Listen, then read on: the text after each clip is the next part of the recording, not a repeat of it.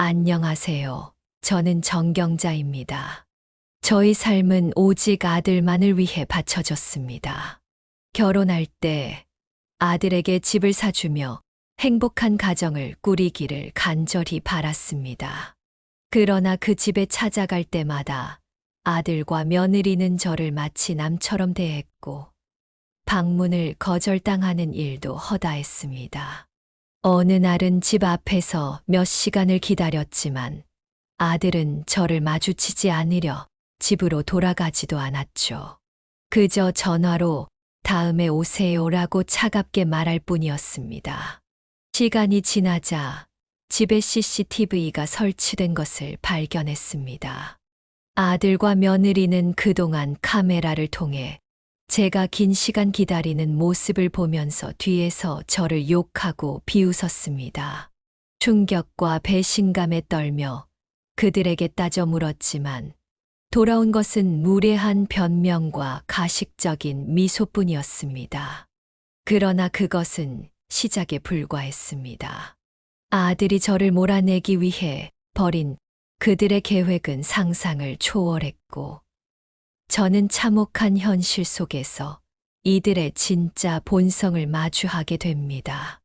안녕하세요, 구독자 여러분. 만담꾼의 사랑방을 찾아주셔서 감사합니다.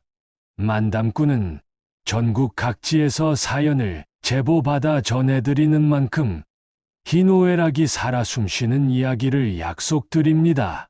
오늘도 이야기 재밌게 들어주시고 주변 친지분들과도 이야기 함께 나누시면 좋을 것 같습니다. 만담꾼의 최신 이야기를 가장 빨리 접하시기 위해서는 구독하시고 알람 설정까지 해주시면 됩니다. 좋아요도 잊지 않으셨죠? 제보하고 싶은 사연이 있으신 분은 댓글로 남겨주시거나 설명란에 있는 메일 주소로 보내주셔도 좋습니다. 그럼 이야기 시작합니다. 저는 정경자입니다. 오늘은 저의 인생 중 가장 아프고 비참한 이야기를 들려드리려고 합니다. 이 이야기를 꺼내는 것이 저에게 얼마나 고통스러운지 말로 표현할 수 없지만 이 경험이 여러분에게 어떤 교훈이나 위로를 줄 수 있기를 바랍니다. 저는 어린 시절부터 힘든 삶을 살아왔습니다. 어려운 가정 형편의 남편마저 일찍 떠나면서 저는 아들 하나만을 바라보며 살아왔습니다. 남편이 떠난 뒤 저에게 남은 것은 어린 아들과 작은 집 한 채뿐이었습니다. 그래서 저는 아들에게 모든 것을 바쳤습니다. 아들의 성공과 행복이 저의 전부였습니다. 아들이 잘 되기만 하면 저는 더 이상 바랄 것이 없었습니다. 아들은 점점 자라면서 제 기대에 부응해 주었습니다.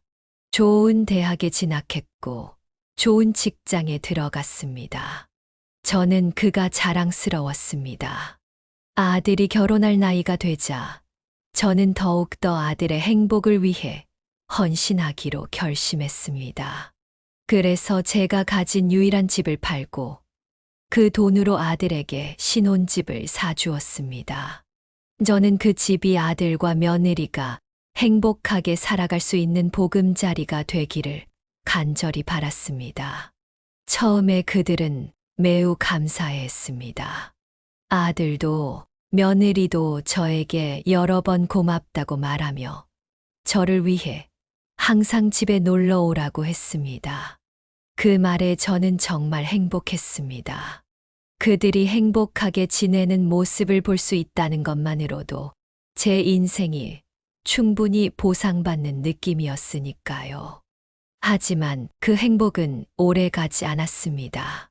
어느 날부터인가 아들과 며느리의 태도가 조금씩 변하기 시작했습니다.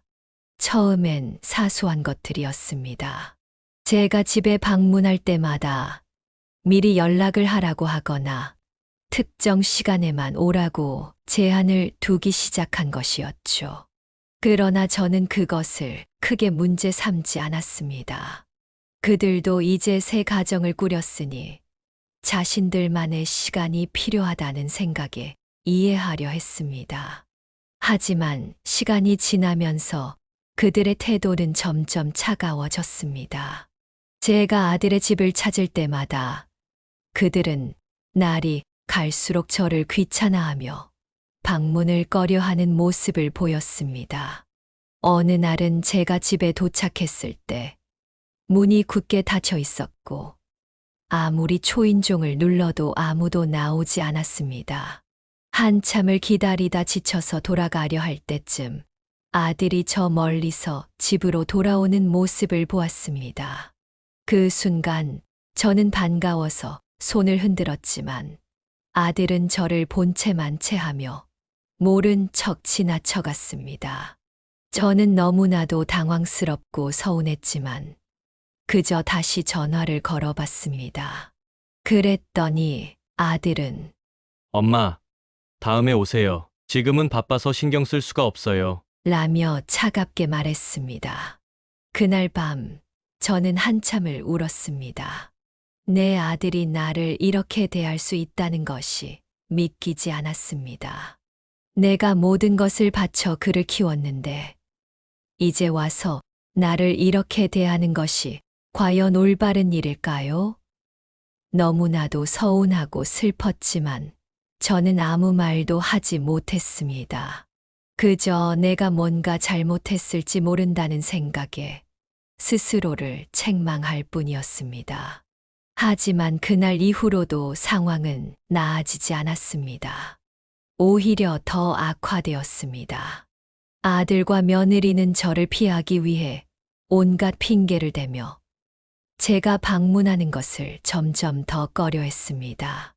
한 번은 제가 집에 찾아갔을 때 며느리가 문 앞에서 어머님, 지금은 저희가 좀 바쁜데 나중에 다시 오실 수 있을까요? 라고 말하며 문을 닫아버렸습니다. 그 모습은 마치 제가 집안의 불청객이라도 된 것처럼 느껴졌습니다. 저는 그때부터 점점 그들의 집을 찾는 것이 두려워졌습니다. 하지만 그래도 내 아들인데, 그래도 한 번쯤은 나를 따뜻하게 맞아주지 않을까 하는 희망을 버릴 수 없었습니다. 그 희망을 안고 다시 한번 찾아갔지만 이번에는 더 큰 충격이 저를 기다리고 있었습니다. 그날도 여느 때와 같이 집을 찾았지만 초인종을 눌러도 아무런 응답이 없었습니다. 그래서 한참을 기다리다 문을 두드리려고 손을 뻗었는데 문고리 옆에 작게 설치된 CCTV 카메라가 눈에 들어왔습니다. 저는 순간적으로 오싹한 기분이 들었습니다. 아무리 생각해도 CCTV를 설치할 이유가 없었기 때문이죠. 그러나 이상한 느낌을 애써 무시하고 계속해서 문을 두드렸습니다. 그런데도 아무도 나오지 않았고 결국 다시 발걸음을 돌려야 했습니다. 며칠 후 저는 우연히 아들이 CCTV 영상을 보며 저를 비웃는 모습을 보게 되었습니다. 그때까지도 저는 그저 오해일 거라고 생각했습니다. 하지만 이후에 우연히 듣게 된 아들과 며느리의 대화는 저를 완전히 무너뜨렸습니다. 그들은 저를 뒤에서 귀찮고 쓸모없는 늙은이라며 조롱하고 있었습니다. 며느리는 아들에게 도대체 왜 저런 사람을 계속 받아줘야 하냐고 불평했고, 아들은 그러게 우리가 왜 저 사람을 신경 써야 하냐며 냉정하게 대꾸했습니다. 이 말을 듣는 순간 제 세상은 무너지는 것 같았습니다. 내가 그토록 사랑하고 믿었던 아들이 이제는 나를 이렇게까지 혐오하고 외면하는 존재가 되었다는 사실을 받아들이기 어려웠습니다.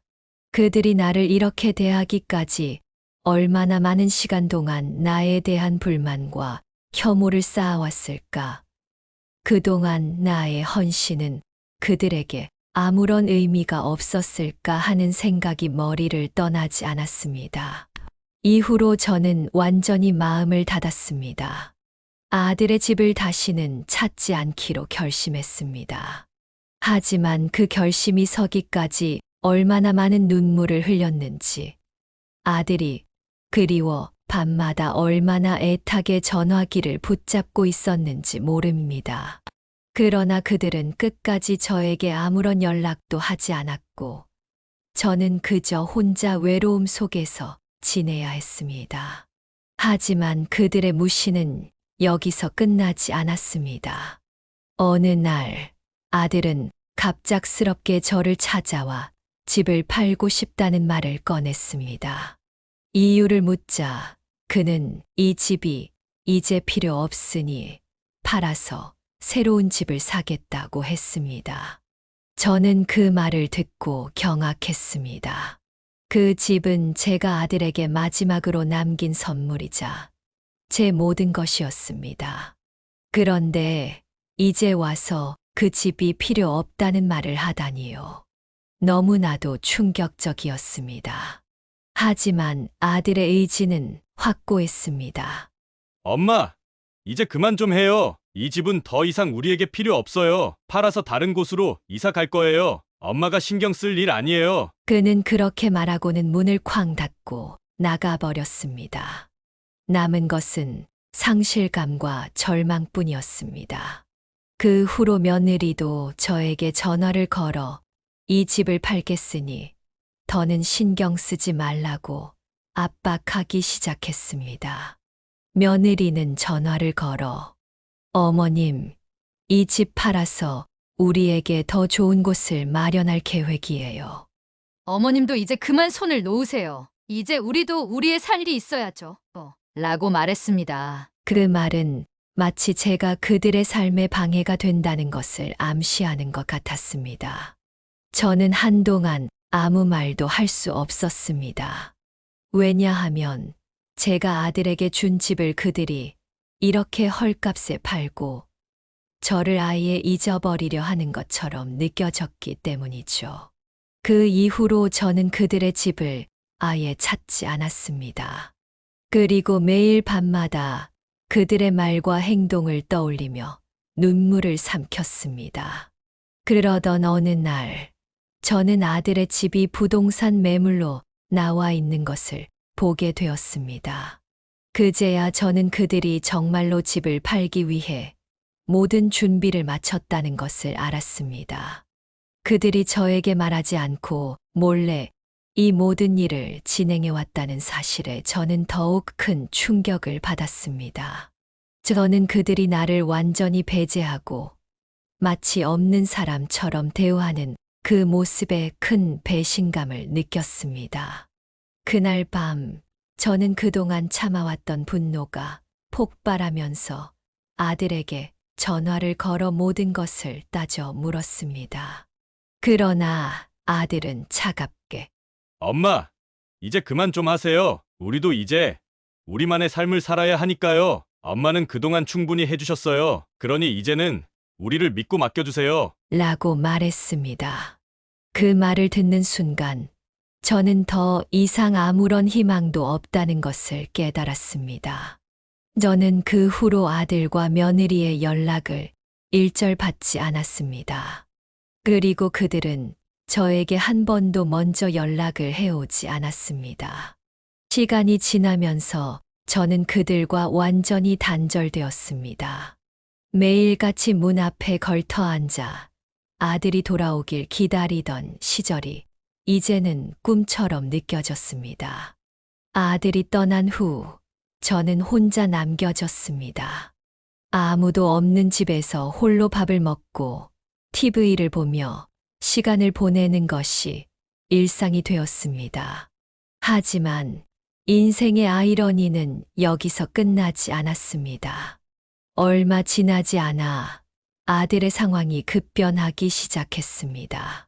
새로 이사 간 곳에서 직장을 잃고 사업에 실패하며 경제적으로 큰 어려움을 겪게 된 것입니다. 그들은 결국 새로 산 집을 팔아야 했고, 그때서야 다시 저를 찾아왔습니다. 이번엔 돈이 필요하다고 말하며 저에게 도움을 요청했습니다. 그들이 저를 이렇게까지 외면하고 버렸던 기억은 잊은 듯 그들은 다시금 저를 찾았습니다. 아들은 엄마, 미안해요. 그동안 엄마한테 너무 못했어요. 하지만 이번엔 정말 힘들어서 그래요. 조금만 도와주세요. 엄마밖에 없어요. 라고 말했습니다. 그 말을 들으니 저는 참담한 심정이었습니다. 이제 와서야 나에게 돌아와 손을 내미는 그들의 태도에 너무나도 화가 났지만 동시에 제 마음 한구석에서는 아들을 도와주고 싶은 마음도 있었습니다. 하지만 그때 저는 결심했습니다. 이번에는 절대 그들의 말에 흔들리지 않겠다고. 저는 그들의 얼굴을 똑바로 바라보며 단호하게 말했습니다. 미안하다. 이제는 내가 너희를 도울 수 없다. 내가 나를 필요로 할 때 나를 얼마나 외면했는지 기억해라. 이제 나는 내 삶을 살아야겠어. 아들은 그 말을 듣고 처음에는 믿지 못하겠다는 듯이 저를 바라보았습니다. 하지만 제가 다시 한번 단호하게 거절하자 그는 점점 화를 내며 엄마, 어떻게 이럴 수 있어요? 그동안 우리가 엄마에게 해준 것들 이제 와서 다 무시하는 거예요? 라고 소리쳤습니다. 저는 그의 말을 조용히 듣고 나서 차분하게 말했습니다. 내가 한 일이 무엇이었는지 잘 생각해봐라. 그리고 나를 더 이상 찾아오지 마라. 나도 이제 너희와 같은 삶을 살기로 했다. 그 말을 남기고 저는 그들과의 모든 관계를 끊었습니다. 이제는 더 이상 그들에게 속지 않고 저 자신을 위한 삶을 살기로 결심했습니다.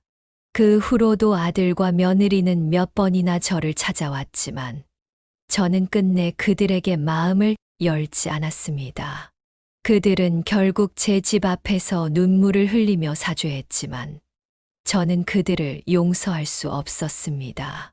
제 삶의 마지막 부분을 그들에게 바치기에는 너무나도 큰 상처를 받았기 때문입니다.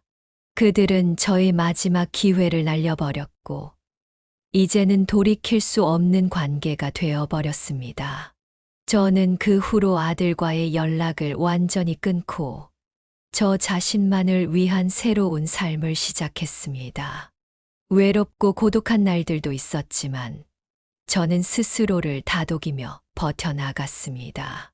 이제는 더 이상 아들에게 기대지 않고 저 자신만의 삶을 찾기 위해 노력하고 있습니다. 이 이야기를 통해 제가 하고 싶은 말은 부모라는 이름이 우리에게 주는 책임이 때로는 너무나 무겁고 자식들이 그 책임을 당연시할 때 우리가 느끼는 상처는 깊고 오래 간다는 것입니다. 하지만 그 상처에만 머물러서는 안 됩니다. 우리도 우리 자신을 위해 살아야 합니다. 자식이 우리의 전부일 필요는 없습니다. 이제는 저도 저만의 행복을 찾기 위해 노력할 것입니다. 남은 인생을 오로지 저를 위해 살아가기로 결심했습니다. 더 이상 아들에게 돌아가고 싶어 하지 않고 그들에게서 받은 상처를 치유하며 저 자신을 위해 남은 시간을 보낼 것입니다.